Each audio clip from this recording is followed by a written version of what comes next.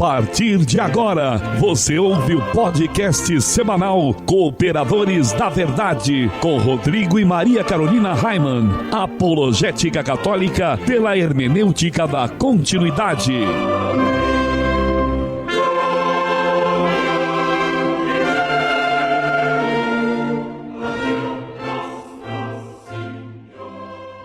Olá, amigo ouvinte, paz e bem. Desde já agradecemos a sua audiência e pedimos a intercessão da Santíssima Virgem para que possamos conduzir o nosso podcast semanal segundo a vontade de nosso Senhor.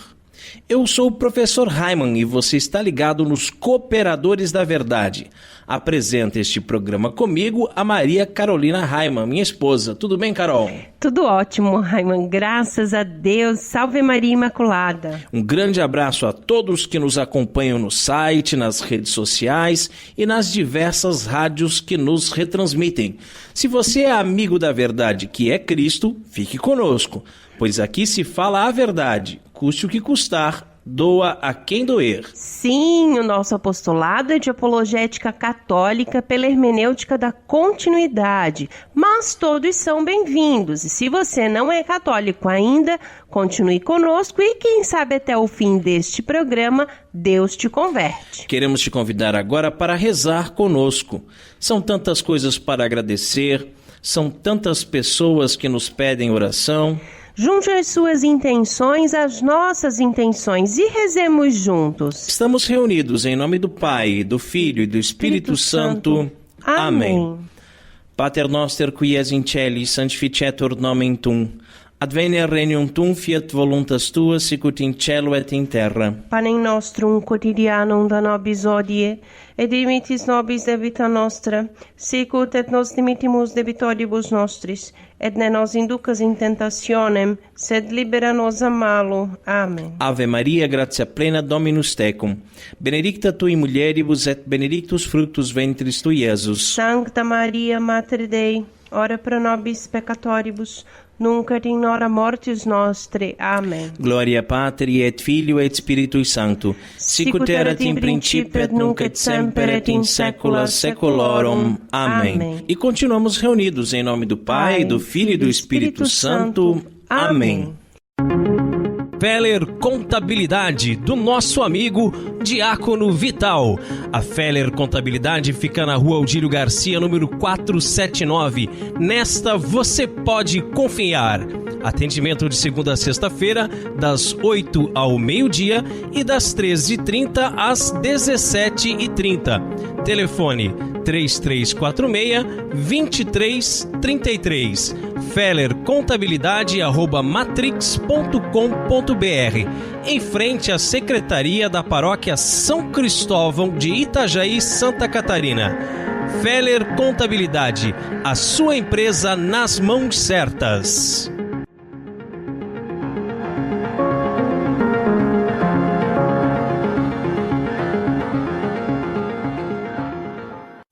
E no quadro A Vida dos Santos, nós estamos estudando a vida dos santos franciscanos. No último programa nós falamos de Santo Tomás d'Aquino.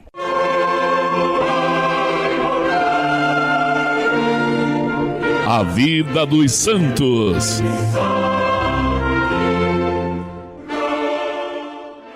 Carol, quem foi o santo franciscano escolhido para o programa de hoje? O santo de hoje é São Pedro Batista Blasques. Conta para o povo, então, Carol, um pouquinho sobre a vida de São Pedro Batista. Muito bem. Mártir no Japão, sacerdote da primeira ordem, foi canonizado por Pio IX no dia 8 de junho de 1862. Ele é filho de Pedro e Maria Blasques, uma das mais nobres famílias de Castela. Pedro Baptista nasceu em 1545 no castelo de Santo Estevão, na diocese de Ávila, na Espanha. Feitos os estudos prévios na sua cidade natal, frequentou com aproveitamento a Universidade de Salamanca. contrariando os planos da família, ingressou na Ordem dos Frades Menores, onde 3 anos mais tarde professou no convento de Arenas. Após os estudos de filosofia e teologia, foi ordenado sacerdote. Passou então a lecionar filosofia e teologia e não tardou a ser nomeado superior de algumas comunidades. Em 1580, pediu e obteve autorização para ir ao México, onde permaneceu 3 anos, dando um notável impulso à ordem franciscana com a fundação de várias casas. Em 1583, zarpou para as Filipinas e aí, na qualidade de superior dos frades menores, exerceu um fecundo ministério apostólico, suscitando a admiração dos religiosos. Pôs um especial interesse em proteger os indígenas das ambições dos poderosos. Em 1593, foi enviado ao Japão com 5 confrades. Durante o ano inteiro, viveu rodeado de sofrimentos e incompreensões, praticamente confinado numa choupana. Só depois lhe foi concedida a licença de pregar o evangelho. Durante 2 anos, pôde então desenvolver com os confrades uma intensa atividade apostólica. Fundou em Kyoto um convento para religiosos e 2 hospitais para pobres e leprosos. Erigiu outras casas franciscanas em Osaka e Nagasaki e conseguiu que muita gente se convertesse. Parecia abrir-se para a cristandade japonesa uma era de prosperidade. Mas os espanhóis suscitaram muitos receios ao imperador Taikozama e levaram-no a ordenar a execução dos missionários e dos mais zelosos colaboradores japoneses. Daí o Edito de Proscrição dos Cristãos, publicado em 24 de julho de 1587. No entanto, a atividade missionária continuou e Taikozama pareceu esquecer-se do seu decreto. Mas ia seguindo com atenção os movimentos dos missionários por meio de espionagem. A ordem de prisão de São Pedro Baptista e outros religiosos e cristãos foi executada a 8 de dezembro de 1596. Até o fim desse mês, de dezembro, ele esteve na prisão de Meako. Antes de ser transferido para Nagasaki, onde viria a sofrer o martírio, foi exposto à zombaria dos pagãos através das ruas, com os demais condenados, depois de lhes terem amputado a orelha esquerda. Que horror, hein? É verdade. Idêntica exposição insultuosa sofreram também nas ruas de Osaka, Sakai e Fakata. Uma vez chegado a Nagasaki, a 5 de fevereiro de 1597, foi levado com 25 companheiros a uma colina, onde presenciou o martírio de todos. Antes de ser com os demais crucificado, ele dirigiu aos cristãos presentes uma exortação paternal e proferiu uma oração de perdão para os carrascos. Olha o exemplo de Jesus aí, que perdoou aí os seus algozes. Ele também fez isso e ele tinha aí uns 52 anos nessa época, Isso mesmo, ele estava com 52 anos quando sofreu o martírio. Mesmo com a orelha já amputada, tendo sofrido vários sofrimentos, ele não abandonou a fé. Ele teve então um martírio heróico, Não só ele, mas todos esses confessores de Cristo, entre orações e cânticos de muita alegria que representam um aprofundamento da mensagem e da vida cristã. E é oferecido a Deus pela perseverança dos cristãos e por um novo reflorescimento da igreja no Japão. Estes heróis da fé são os protomártires do Japão. Eles foram canonizados por Pio IX em 8 de junho de 1862. São Pedro Batista Blasques, rogai por nós. Livraria Católica Auxílio dos Cristãos. artigos religiosos. A Livraria Auxílio dos Cristãos fica na Praça Governador Irineu Bornhausen, centro de Itajaí, no estacionamento da Igreja Matriz do Santíssimo Sacramento. Calendários, bíblias, livros, artigos litúrgicos, camisetas, cartões, presépios, crucifixos, imagens sacras, CDs, DVDs e muito mais. Telefone 3349-0692. 3349-0692. Livraria Auxílio dos Cristãos. 21 anos de tradição. E no quadro mais treteiro do nosso programa, hoje vamos falar sobre as tentações demoníacas.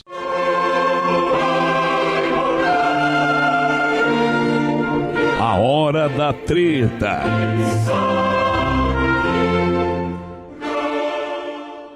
A luta contra a tentação. Amigo ouvinte, a missão de Satanás é fazer com que o homem perca a amizade com Deus e, com isso, a possibilidade de salvação. Saber como age para alcançar o seu intento é tão importante quanto conhecer o que diz a literatura a seu respeito. Do mesmo modo, compreender quais são os meios mais eficazes para se evitar os ataques demoníacos e restabelecer imediatamente a união com Deus, caso a perca, é bem mais produtivo que ater-se aos aspectos teóricos sobre este tema. Apesar de haver a possibilidade de a tentação ela ser potencializada pelos outros dois inimigos do homem, né, que é a carne e o mundo, ela pode ser desferida de maneira direta, então, pelo demônio. A tentação diabólica, lançada exclusivamente pela ação de Satanás e de seus demônios, se divide em 3 fases: antes, durante e depois. Então, para cada uma existe um modo de combate que a gente precisa exercitar, né? Na primeira fase, então, o antes, né? Nosso Senhor Jesus Cristo que nos ensinou: vigiai e orai para que não entreis em tentação. Como se vê, são 2 momentos distintos: vigilância e oração. A vigilância consiste em estar atento à vitória que o Cordeiro imolado alcançou na cruz para cada um de seus filhos. O sangue de Cristo resgatou toda a humanidade das garras do pecado, do inimigo. Porém, Satanás não se dá por vencido e faz tudo para que as almas percam o que já lhes foi conquistado. Para que isso ocorra, ele se vale da tentação. Vigiar, portanto, significa estar sempre em estado de alerta. Por quê? Porque a qualquer momento os demônios podem desferir um ataque, né? Uma das formas de assim permanecer é fugindo das ocasiões de pecado, isso mesmo, guardar o olhar, a imaginação, evitar o passo que costuma desencadear o pecado, mudar os hábitos, né? São pequenos gestos que propiciam o sucesso na vigilância. Aliás, tem até um ditado popular, eu não sou muito bom de ditados, né? Mas que fala alguma coisa nesse sentido de que a cabeça vazia é a oficina do diabo, né? Uma coisa mais ou menos assim. Então, não ficar ocioso, né? Não ficar assim sem fazer nada, sem ter nenhuma ocupação, que aí a gente começa a pensar bobagem, começa a pensar besteira, e aí a pessoa começa a pensar em coisas pecaminosas, né? Ou besteira, né? Bobagens, até exatamente. mesmo em tirar a própria vida, uma série de coisas nesse sentido. Que não fazem sentido nenhum. E assim, se a gente tem algum hábito na nossa vida que nos leva a pelo menos ter aquela vontade, né, de cometer um pecado, então que mude o nosso hábito. Muda o hábito. Muda o hábito. E aproveita esse tempo ocioso e vai rezar um terço. Já rezei um, reza mais um e reza outro, né? E outra coisa que é muito importante, que ajuda bastante, né, a gente ficar continuamente atento, é o exame de consciência. Sem dúvida. Né? E esse exame de consciência ele tem que ser diário. A gente já falou em outros programas sobre isso, preferencialmente, amigo ouvinte, à noite, antes de dormir, né? Quando você faz as suas orações finais, antes de dormir, fazer um exame de consciência, rever tudo aquilo que você fez durante aquele dia, as coisas que você fez que desagradaram o Senhor, né? Os pecados pequenos são passos em direção aos grandes. Portanto, refletir sobre eles e arrepender-se pode evitar a distração. Outro aliado para a vigilância é, como eu estava falando agora, o combate à ociosidade. Pois devido ao pecado original, o homem se tornou preguiçoso espiritualmente. Ele deve se assemelhar a um soldado no campo de batalha, atento às balas que vêm do campo inimigo. Assim não pode estar ocioso, mas sempre em pé, sempre alerta, né? Como dizem os escoteiros, sempre em posição de combate. Nosso Senhor Jesus Cristo, ele deixou bem claro, né, que o reino dos céus pertence aos violentos, ou seja, aqueles que usam de força, né, uma força mesmo para deixar que Deus reine em sua vida. E não basta então somente vigiar, né, a vigilância, pois Jesus disse: vigiai e orai. Então, o segundo momento, portanto, é a oração. Igualmente de suma importância, porque por mais que a pessoa se esforce, ela não é capaz sozinha de vencer o pecado. Ela não é capaz de afastar as perturbações da cabeça. Ela não é capaz de afastar sozinha. Ela precisa da graça de Deus, né? Então todas aquelas coisas que nós falamos em relação à vigilância, que são importantes, são atitudes humanas, né? Nós estamos atentos, nós estamos vigilantes, nós não ficamos ociosos, mas a gente não consegue sozinho, então a gente precisa da oração. Aquele que imagina vencer a tentação e o pecado por suas próprias forças, incorre na heresia pelagiana. Exato. Que nós já falamos em outros programas aqui sobre ela, né? Para vencê-la é necessário rezar, suplicar como um mendigo da graça de Deus, que pede a ação divina para se manter longe do pecado. E o Catecismo da Igreja Católica, que é o nosso livro de cabeceira o tempo todo, né, define o pecado como sendo uma falta contra a razão, a verdade, a consciência reta. É uma falta ao amor verdadeiro para com Deus e para com o próximo, por causa de um apego perverso a certos bens. Fere a natureza do homem e ofende a solidariedade humana. Foi definido como uma palavra, um ato ou um desejo contrários à lei eterna. O pecado é ofensa a Deus, é amor de si mesmo até o desprezo de Deus. O que se percebe, portanto, é que o pecado ele prejudica muito o homem, né? Tanto em sua vida física como espiritual. O mais grave, é claro, de tudo isso, né, é destruir a possibilidade da vida eterna, né? Já pensou? Porque coloca o indivíduo ali numa dinâmica de transgressão, de egoísmo e aí, portanto, contra Deus, longe de Deus, né? E é por isso que a oração é imprescindível. Pedir a graça eficaz para resistir. Isso é uma necessidade, a gente tem necessidade de rezar. Todos os dias, o tempo todo, se manter em oração. É verdade, nós não estamos sozinhos, né? Deus ele nos oferece 2 grandes auxílios na batalha contra a tentação e o pecado.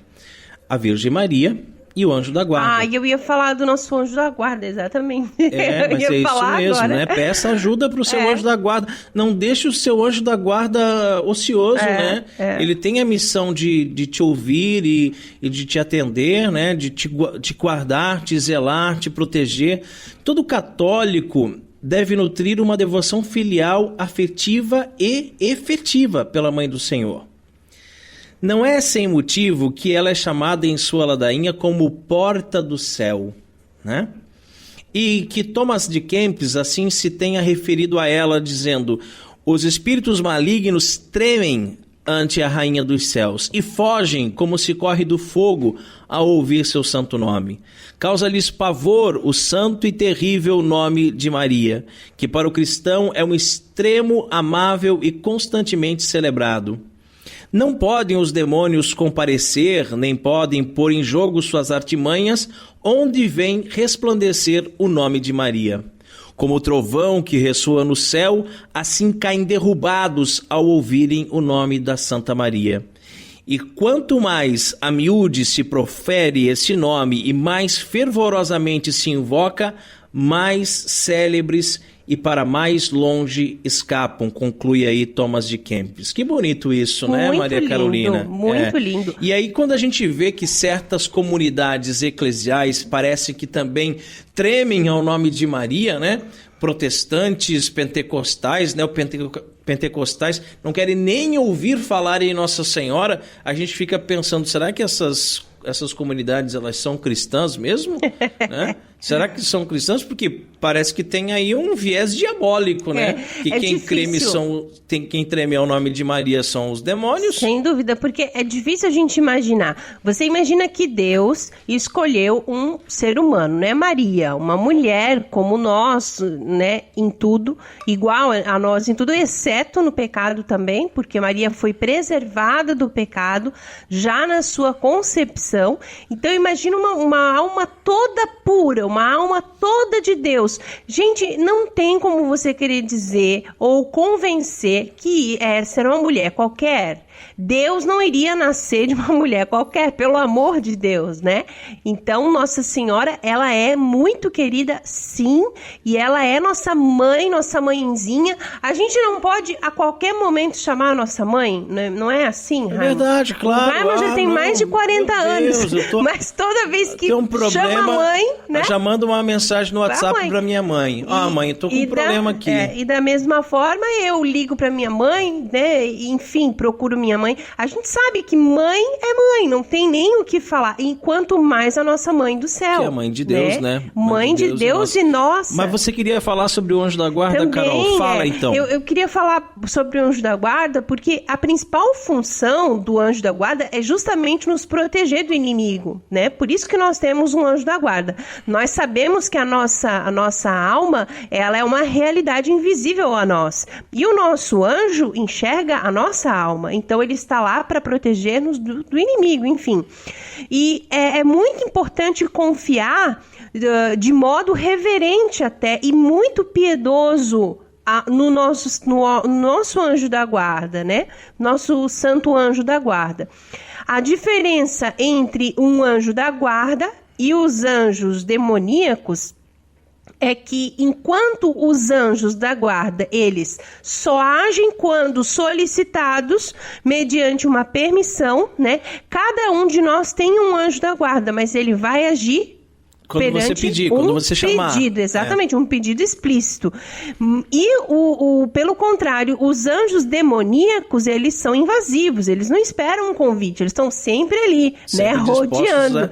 É como um leão a rugir, né, esperando quem devorar, né, exatamente. Esperando o momento propício para atacar, né. Padre Pio falava muito sobre isso, né, sobre a relação dele com o anjo da guarda dele. É muito bonito isso, quando a gente começa a exercitar essa devoção ao nosso anjo da guarda, é muito importante. Mas então, nós já falamos sobre o antes, né? Vigiai e orai, né? Vamos falar um pouquinho então sobre o segundo momento da tentação, que é o durante, ou seja, quando a pessoa está sendo atacada. Nesse caso, a reação pode ser direta ou indireta. A resistência direta consiste naquilo que os santos chamam de agir contra, ou seja, ao perceber que está sendo levado pela tentação, a agir numa determinada direção, voltar-se exatamente para a direção contrária. Tá? Por exemplo, quando a pessoa está sendo tentada à avareza, ela deve dar uma esmola. Assim, indo no sentido oposto da tentação. Então, tudo aquilo que você está tentado a fazer de errado, de pecado, você dar um passo contrário àquilo, né? Sim. Aí você está resistindo diretamente. Só aqui tem um detalhe, marido. Existem 2 tipos de tentação que não devem ser combatidos dessa maneira direta, né? Que são a luxúria e a dúvida da fé, porque elas estão em 2 terrenos bastante escorregadios, né? Muito, muito, muito delicado. Os santos padres já alertavam para a imprudência de se enfrentar o demônio no caso da tentação carnal, pelo simples motivo de que ele tem do lado dele um poderoso aliado, que é o nosso corpo, né? A nossa carne. Então, embora a alma não queira se render ao pecado, o nosso corpo anseia por ele. Por isso, o melhor modo de se combater esse tipo de tentação é fugindo, não enfrentar diretamente. Não é covardia, gente, não é covardia. Padre Pio fala muito sobre isso. Fugir das tentações, fugir das seduções do maligno, fugir do pecado, né? Exatamente. É a melhor coisa, fugir. E lembrando que assim, nem toda tentação carnal provém do demônio também, gente. Claro, não é tudo culpa do encardido, né? Não é, né? Pode muito bem ser consequência daquilo que a pessoa já viveu e aí ser ativada pela fantasia, pela imaginação da própria pessoa. Então, principalmente no que diz respeito à questão da luxúria, né? Porque, assim, nem todas as pessoas guardaram a sua pureza, a sua virgindade até o casamento. Então, você que já teve outras relações com outras pessoas, viveu de forma incorreta, né, namoros que não eram castos, etc, etc. Hoje você está casado, você tem filhos e tudo mais, e pode ser que num determinado momento de ociosidade, voltamos àquela questão da ociosidade, começa a vir imagens na sua cabeça de uma relação que você teve com a fulana, com a beltrana, ou até mesmo você sai para fazer compra, vai no supermercado e de repente você vira com o carrinho, dobra a esquina do supermercado ali, numa prateleira, você encontra lá a fulaninha com quem você teve uma relação sexual. E aquilo vem na sua cabeça. Então, por isso é que esse tipo de coisa não dá para combater de frente. Esse tipo de coisa tem que fugir. São tentações que a gente foge delas, né? A tentação demoníaca da luxúria geralmente consiste em estar a pessoa fazendo algo absolutamente normal, sem qualquer viés sexual e pá, de repente, como eu estava falando, será assaltada por pensamentos luxuriosos, carnais. De modo concreto, a sugestão é usar a própria memória e a fantasia para fugir deles, levando o pensamento para aspectos práticos, reais, desviando a mente daquilo que o demônio sugere. Então você virou lá a esquina lá do mercado, dentro do mercado da prateleira, você viu aquela fulaninha, veio aquela imagem daquela relação pecaminosa que você teve com ela, aquilo pode até lhe causar aí uma descarga, né, no seu cérebro, te causar até uma excitação, mas você se concentra no que você está fazendo. Olha para a lista de compra.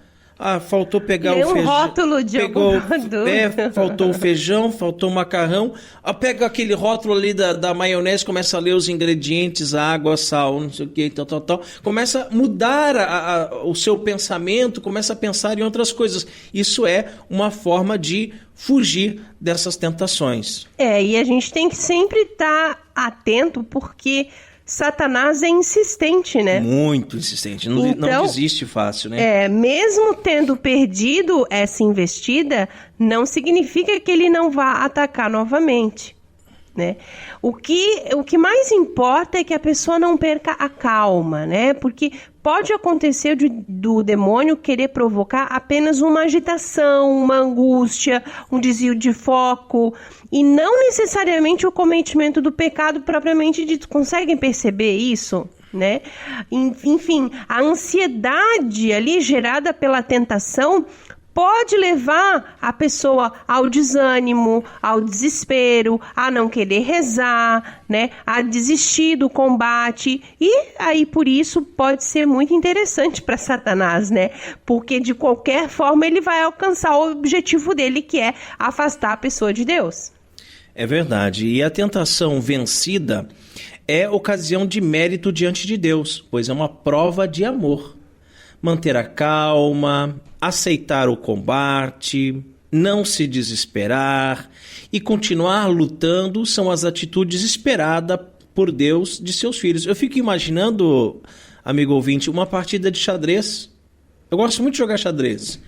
E quando o meu oponente faz lá uma jogada que eu penso assim, agora ferrou, agora não tenho mais como sair daqui.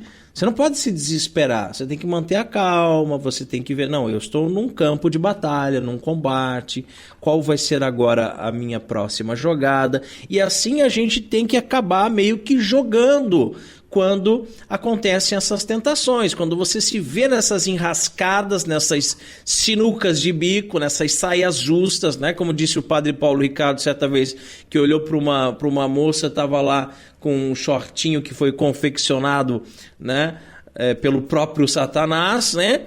Ele, teve que ser ninja, desvia o olhar, aquela coisa toda, mas não pode ficar nervoso, não pode deixar que o coração palpite e que você, e agora o que eu vou fazer, né? Tem que manter a calma e realmente agir de uma forma serena.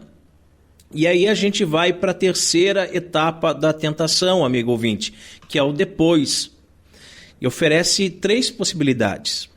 A pessoa venceu a tentação, caiu nela, ou está em dúvida se pecou ou não. São as 3 possibilidades.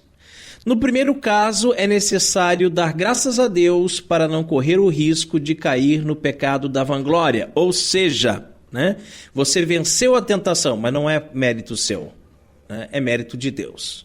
Então não vai, olha como eu sou bom, como eu sou forte espiritualmente, eu dou conta, pode vir, capeta, vem em mim, que eu dou jeito. Não. Venceu? Ótimo. Baixa a cabeça, se humilha perante Deus. Não, graças a Deus, muito obrigado, Senhor, muito obrigado, meu anjo da guarda, muito obrigado, Nossa Senhora, porque me ajudou a vencer essa tentação, porque sem a graça de Deus eu não iria conseguir. É verdade, a vaidade é uma grande causa de queda entre as pessoas, porque ela não é capaz de sustentar a virtude, né? Mas somente uma aparência de virtude e durante um curto espaço de tempo. Então, agradecer a Deus é o remédio para a vanglória. E quando a pessoa caiu em tentação e pecou, né? Concretamente, ela deve, em primeiro lugar, fazer com que o pecado se torne uma grande lição. Como começou isso, né? Da onde veio o pecado? Por que eu pequei? Humilhar-se, envergonhar-se pelo pecado cometido pode ser também uma escola de santificação, né? Tendo sempre em mente a parábola do filho pródigo, inclusive, que lembrando que o pai amoroso está sempre esperando pela volta do seu filho amado. Se o pecado foi de natureza leve, recomenda-se um ato de arrependimento, um ato de contrição perfeita e um propósito de mudança. Porém, se foi grave, a orientação é procurar o quanto antes o sacramento da confissão. Não demorar para se reconciliar com Deus assemelha-se a erigir uma barreira contra o pecado, impedindo que ele se repita pelo desânimo.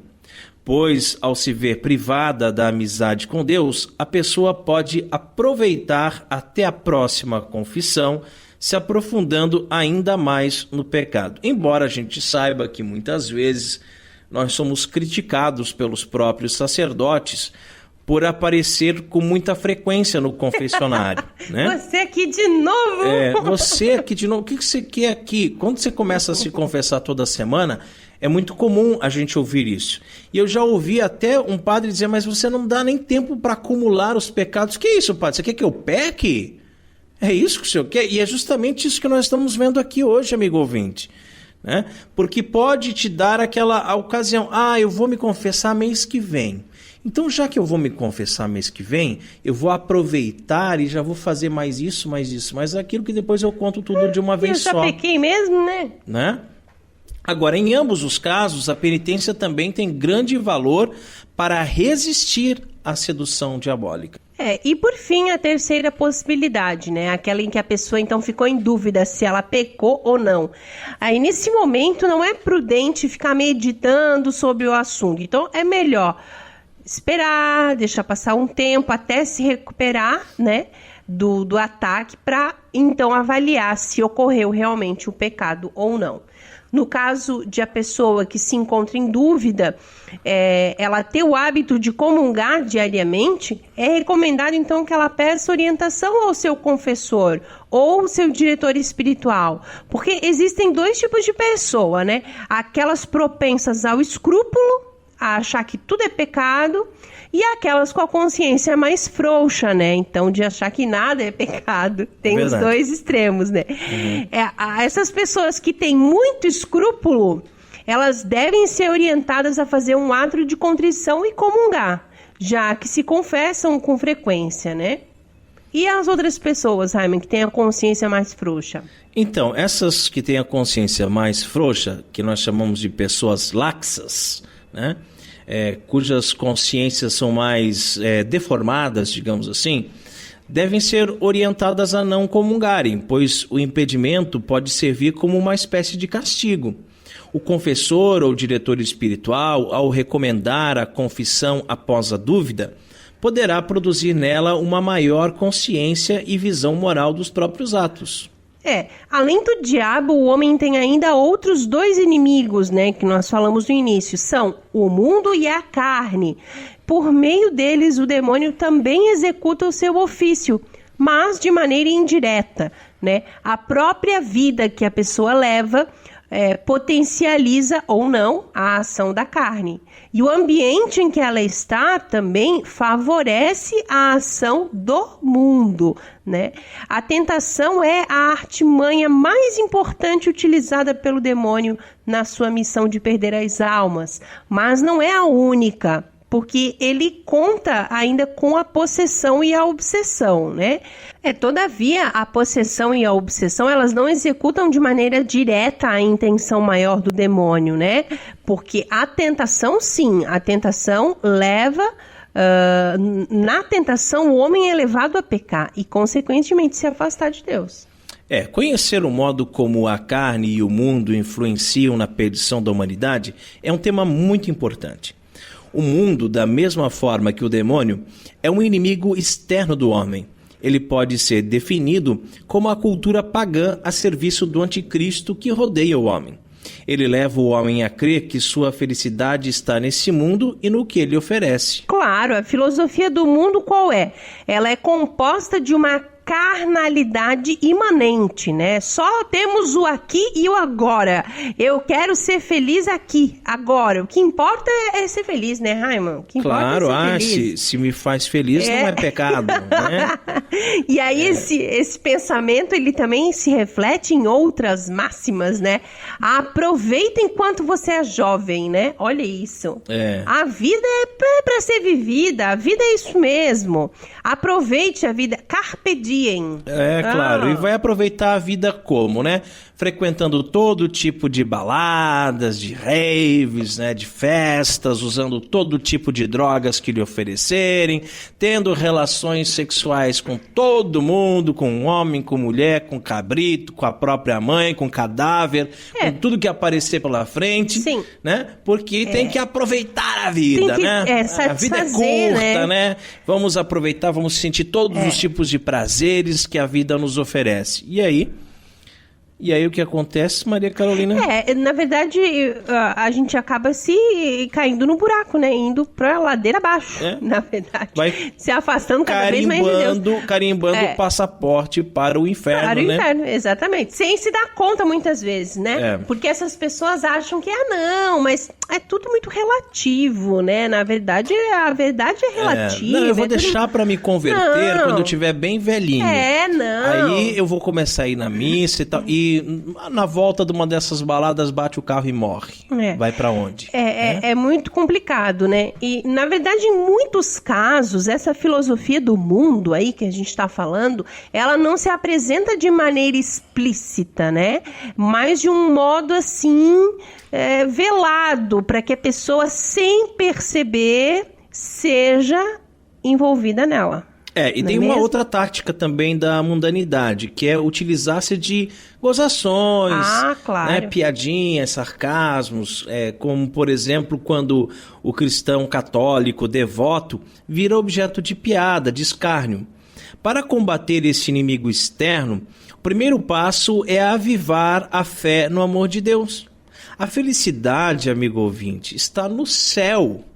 E fixar o coração em Deus, meditando seriamente sobre o vazio do mundo, sobre a morte, sobre o fim último das coisas, pode ser realmente de grande valia para se combater o espírito mundano. E o respeito humano, hein, Raiman? Pois é, outra problemática, hein? E é uma expressão... Temos que lutar, né? Temos que lutar contra ele. Causa bastante confusão essa expressão, respeito humano, porque ainda mais nesses tempos de politicamente correto, né? Então, na linguagem ascética, cristã e clássica, o respeito humano significa vergonha de Deus por deferência ao ser humano. Ou seja, quando a pessoa está num ambiente anticristão, num ambiente pagão, não manifesta a sua fé, não a defende por vergonha ou por medo de não ser bem aceito, enfim. Isso é respeito humano. Parece que tem vergonha de Deus, né? Parece que tem vergonha de ser cristão. Você sai para almoçar, para jantar com seus amigos, e aí quando chega lá a comida, você devora a comida sem nem ter feito ao menos o sinal da cruz, quanto mais uma oração de agradecimento. Mas todos os dias na sua casa, você ora, você reza, você agradece o alimento. Por que naquela situação você não fez? Respeito humano. Maldito respeito humano. E quantas oportunidades a gente perde, né, de evangelizar por conta disso, né, de falar com até mesmo familiares, né, que estão mais próximos de nós. Isso. A gente perde oportunidade. Às vezes num grupinho do trabalho, você percebe lá que tem 2, 3 descendo o cacete na Igreja Católica, falando mal do Santo Padre o Papa, falando mal de Nossa Senhora, dos santos e não sei o quê, e você baixa a cabeça, fica bem quietinho, finge que não é com você, finge que você não ouviu, né? E um outro inimigo, Maria Carolina, ainda mais potente que o diabo e o mundo, é a chamada carne. Sem dúvida. A teologia espiritual explica que ela é a tendência de todo homem para o pecado e é proveniente do pecado original. Tanto a mundanidade como a concupiscência carnal são consequências das ações indiretas do demônio. Já os pecados da carne são ações diretas do demônio, potencializadas pelo pecado original e pelos próprios pecados da pessoa. E a tendência carnal, ela se manifesta de duas formas concretas, né? Resumidas numa só frase: foge da dor, busca o prazer. Essa é a lei da carne. E é a mais grave das duas, né? É a busca do prazer. Ela nasce da confusão do homem em confundir, né, também a felicidade com prazer, tem muito disso. Que fique claro, a felicidade vem da alma e o prazer vem do corpo. O homem quer ser feliz e por isso ele peca, porque ele procura a felicidade onde ela não vai ser encontrada. Definitivamente ela não está lá. Não está lá. Então, a felicidade não está no prazer, a felicidade, muito pelo contrário, enfim, basta observar que a maioria dos prazeres é seguida de uma grande tristeza. Profunda tristeza. Porque o corpo, ele não dá conta de sustentar a demanda de felicidade da alma. E a busca do prazer está presente no homem porque ela é uma criação divina. Foi Deus quem criou o prazer, não foi o demônio, gente. Foi Deus. O demônio não tem poder criativo. Deus criou o corpo que, para ser sustentado, precisa ingerir alimentos, né? E nos dá muito prazer comer, né? A gente não faz como São Francisco de Assis, que colocava cinzas lá na comida, né? A gente come coisas saborosas, come com prazer, né? Criou também o homem e mulher que, para reproduzirem-se, precisam manter relações sexuais e que são muito prazerosas, né? Ora, tanto o comer quanto o sexo são lícitos e queridos por Deus. Contudo, ao serem pervertidos pelo pecado original, tornaram-se fonte de destruição do homem. Caso a busca pelo prazer ela não tivesse sido distorcida, né, pelo pecado original, as realidades que são boas, né, em si mesmas elas são boas, seriam sim trampolins para louvar e agradecer a Deus. No entanto, houve então aí a distorção, né? E o homem, para satisfazer-se, vira as costas para Deus e aí passa a tratar os prazeres como se fossem os verdadeiros deuses e fontes da felicidade. Assim, no coração da vitalidade humana está também uma tendência para a destruição e para a morte. Combater a concupiscência é tarefa árdua, mas não impossível. O padre Antônio Royo Marín, em suas já muitas vezes citadas aqui no nosso programa, sua obra La Teologia de la Perfección Cristiana, apresenta 10 remédios para essa missão. Nós vamos falar aqui quais são esses remédios, amigo ouvinte. O número 1 é a mortificação. Mortificar-se nas coisas lícitas, renunciando a prazeres honestos, a fim de ter forças para renunciar aos ilícitos, né? Então, a Maria Carolina estava comentando outro dia, na nossa reunião da Confraria e da Liga das Mulheres Católicas, a respeito da questão da água, né, Maria Carolina? Né? De estar tomando só água na temperatura ambiente, ela que ama tomar água gelada. Gelo, né? Eu gosto muito de colocar bastante gelo. É uma mortificação nas coisas lícitas. Uhum. Se você aprender a renunciar aos prazeres honestos, você vai conseguir depois também renunciar aos desonestos. Exatamente. O número 2 é a afeição ao sofrimento e à cruz, né? Aproximar-se de Cristo na cruz é também aproximar-se do amor, que será pleno no céu. Não existe meio de amar sem estar disposto a carregar a cruz, a amar os outros, né? Número 3 é o combate à ociosidade, que falamos bastante hoje no programa, né? Usar o tempo para estar com Deus. Isso mesmo. Número 4 é a fuga das ocasiões perigosas. Também falamos muito em fugir, né? Não dê oportunidade para a tentação carnal se manifestar. Não bastam os propósitos de não pecar, porque o corpo quer o contrário do que a alma deseja. O número 5, meditação a respeito da dignidade do cristão. Considerar que todos são chamados à santidade, todos têm essa alta vocação e pensar sobre ela afasta do pecado. Número 6, lembrar que o inferno existe. O inferno existe. O castigo do pecado pode ser aplicado tanto pela danação eterna, quanto ainda nesse mundo. Recordar a paixão de Cristo é o número 7. Olhando o amor com que Jesus amou a humanidade, doando-se inteiramente para salvá-la, faz com que haja uma maior resistência ao pecado. O número 8, o remédio número 8 é orar de modo humilde e perseverante. Para combater o pecado é preciso contar com a ajuda da graça eficaz. Já falamos bastante sobre isso também, né? Isso. O pedido amoroso a Deus, através da oração, é fundamental para que a carne seja vencida. O número 9 é a devoção terna e amorosa pela Virgem Maria. Ela foi dada à humanidade como auxílio na luta contra o pecado. No dia em que o pecado instalou-se no mundo, ela foi profetizada por Deus. Maria Castíssima, Puríssima e Santíssima nos ajuda no combate. E anota aí o número 10. A frequência nos sacramentos, especialmente o da confissão e da Eucaristia. Confissão e Eucaristia frequentes são a nossa escola de santidade, elas são importantíssimas para a verdadeira conversão. O sistema de salvação que vem pelos sacramentos foi dado por Deus para essa batalha, né? É verdade. E agora queremos falar também sobre o segundo aspecto do combate da carne, depois desses 10 remédios aí do padre Antônio Royo Marín. Fugir da dor, né? Fugir da dor. Nós falamos bastante sobre buscar o prazer. Buscar o prazer. Agora fugir da dor. Isso. Impede que a pessoa se santifique. Sim. Né? É mais grave ela buscar o prazer, mas ela fugir da dor, ela também não vai ser santa, não vai chegar lá. Né? Pode até se salvar, mas passará um tempo no purgatório, pois é necessária a penitência para reparar os pecados cometidos.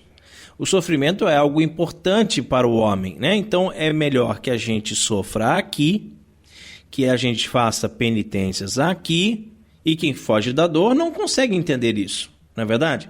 Mas é melhor que a gente sofra aqui do que sofrer depois lá no purgatório, né? E aí nós vamos ver alguns pontos que são de necessidade realmente para o homem e que devem ser recordados. O primeiro ponto, o sofrimento expia os pecados. São atos de mérito diante de Jesus. O segundo é um exercício de submeter a carne ao espírito, né? Por causa do pecado original, quem manda no homem é a carne e não é o espírito, né? Tá ao contrário aí. Por isso que é preciso domar a carne, colocar limites a ela. O número 3, desapegar-se das coisas mundanas, as quais impedem que o homem ame a Deus sobre todas as coisas. Sabe, na medida que a gente vai falando sobre esses pontos, eu fico pensando nessas comunidades eclesiais, né? Número 1, o sofrimento. Pare de sofrer. Então, eles não querem que a gente sofra, né? Eles querem que a gente fuja da dor. Da dor, exato. Né?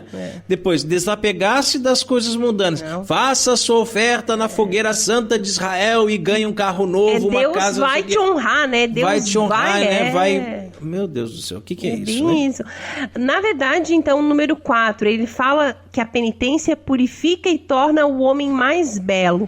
O objetivo do homem é deixar a sua alma cada vez mais bonita, né? E essa é realmente a beleza que importa, a beleza espiritual. O número 5, a penitência ajuda a alcançar graças diante de Deus. A oração de quem agrada a Deus é ouvida de maneira mais eficaz por ele. Exato, por isso que a gente pede para Ave Maria, né? Por isso que a gente verdade. Invoca Maria, né? Número 6, a penitência faz com que as pessoas sejam mais apostólicas.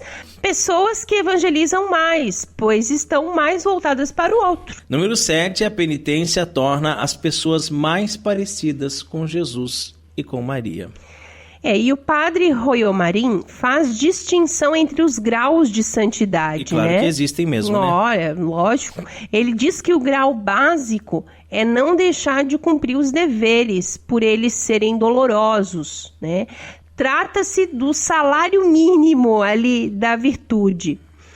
O segundo é a aceitação resignada dos sofrimentos que Deus permite, oferecendo-os como ato de amor. Então, sofrer e oferecer a Deus aquilo tudo. Aceitar, né? E sofrer e oferecer a Deus. Em terceiro, é a mortificação voluntária. Você buscar se privar de alguma coisa que vai te fazer bem, né? Você vai estar se mortificando voluntariamente. O quarto grau encontra-se somente nos grandes santos, né? Porque eles preferiram a dor do que o prazer, sempre, né? Os grandes santos preferem a dor do que o prazer. O quinto grau de santidade é aquele perfeito. É quando a pessoa se oferece mesmo como vítima de expiação, aceitando os sofrimentos mais terríveis, mais dolorosos, para agradar a Deus. Amigo ouvinte, todos os homens são chamados à santidade. Desse modo, os graus relacionados a ela devem ser aspirados por todos. Todos. Não é, não, até o primeiro grau eu acho que dá para mim, o segundo já não dá mais, né? Tem que ser aspirados por todos. Começando, claro, pelos primeiros, é possível almejar chegar ao último e mais perfeito, assemelhando-se aos grandes santos e santas da igreja. É isso aí. E lembre-se sempre, vigiar e orar, se confessar e comungar. O crédito desse texto, que serviu de base para a nossa reflexão, mais uma vez é do site padrepauloricardo.org. E chegamos à hora mais refrescante aqui do programa Cooperadores da Verdade. Porque beber não é pecado, gente.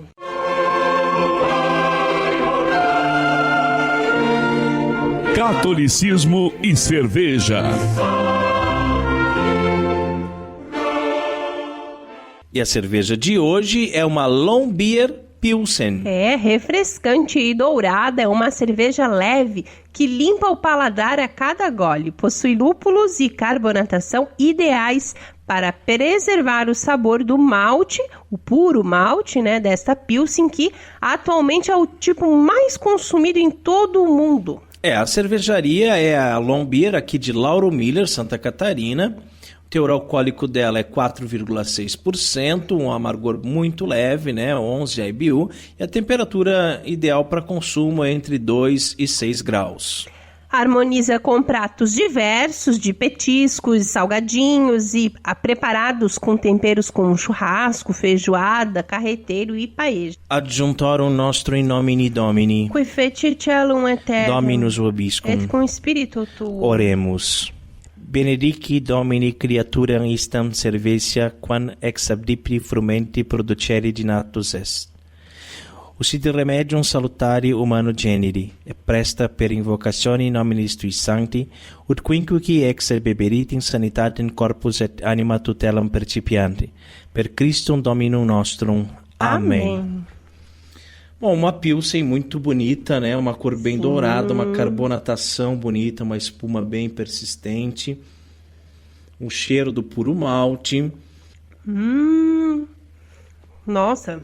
Tem um amargor, assim, acentuado, até para uma Pilsen, né? Mas é bem saborosa, refrescante, desce bem. A Long é uma família alemã, né? Ali de Lauro Miller, tanto é que a gente tem a bandeira da Alemanha aqui no rótulo. Né? Bem alemã. Muito bacana. A Long, a gente já tomou outras cervejas da Long Beer, né? Sempre muito boas, muito né? boas mesmo. Cerveja feita com muita qualidade. Exatamente. Então, brinde! Ein Prosit der Gemütlichkeit. Catolicismo e cerveja conta com o apoio da Beer House Cervejas Especiais. Empório especializado em cervejas nacionais e importadas, com agradável espaço para degustação e inúmeras opções para presentes.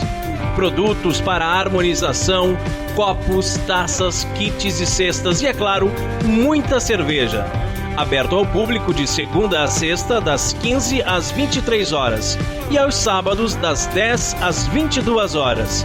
A nossa missão é trazer o universo cervejeiro cada vez mais próximo dos apreciadores dessa bebida inigualável. A Beer House está situada à Avenida Coronel Marcos Conder, número 950, Sala Térrea, Centro, Itajaí, Santa Catarina. beerhousemkt@gmail.com. Fone 3045-5821. Beer House, a primeira casa cervejeira de Itajaí. E rezemos a Virgem que nos proteja, nos guie e cuide do nosso apostolado. Salve Regina, Mater Misericordiae, vita dulcedo spes nostra salve. A te clamamos, exulis filii Eve, a te suspiramos, gementes et flentes in lac lacrimarum vale. Ea ergo advocata nostra, ilus tuos misericordis oculus ad nos converte, et iesum benedictum fructum ventris tui, nobis pos hoc exilium ostende, o clemens, o pia, o dulce Virgo Maria, ora pro nobis sancta Dei genitrix, dignificiamus promissionibus Christi. Amém. Subtum presidium confundimus sancta Dei genitrix, nostras deprecationes et despicias in necessitatibus nostris, sed periculis conclibera nos semper, Virgo gloriosa et benedicta. Amém. E chegamos ao fim de mais um programa Cooperadores da Verdade.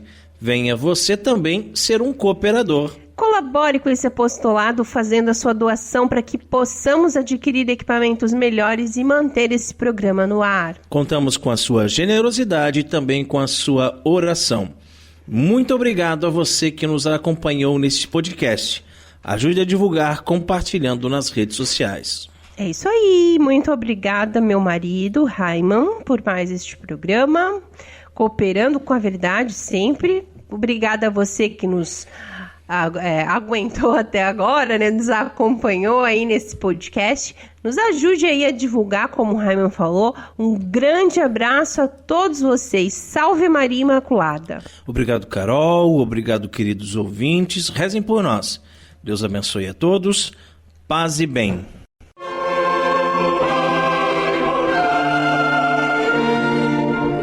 Você ouviu Cooperadores da Verdade, com Rodrigo e Maria Carolina Raiman. Apologética católica pela hermenêutica da continuidade.